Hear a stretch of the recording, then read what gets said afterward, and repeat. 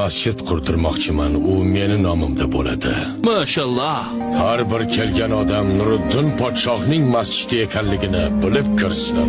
Yana bir gap, bu masjidni qurilishiga boshqa hech kim hissa qo'shmasin. Hamma ajr va savobi faqat meniki bo'lishi kerak. Podshoh ulkan masjid darvozasi ustiga ilingan, o'zining ismi yozilgan ulkan peshtaxtani o'z ko'zi bilan borib ko'rdi. Yo'q. Podshohim. Yana xuddi o'sha tushni ko'ryapman. Ikkita farishta kelib, meni ismim yozilgan lavhni olib tashlab, o'rniga bir ayol ismi yozilgan lavhni ilib qo'yayotgan emish. Meni masjidimni qurishga hissa qo'shganmisiz? Tushimda meni ismim o'rniga sizni ismingiz qo'yilyapti. Meni kechiring hazratim. Ko'rib turibsiz-ku, kambag'al, kasalmand kampirman.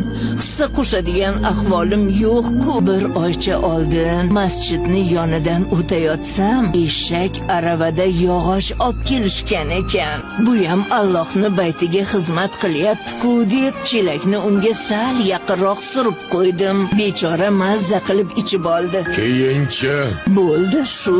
hamma meni maqtasin deb quribman. Bu kampir bo'lsa, o'sha eshakni Alloh uchun sug'oribdi. Bugundan boshlab meni emas, Ummul Xayrni masjidi bo'ladi. Ya marhaba.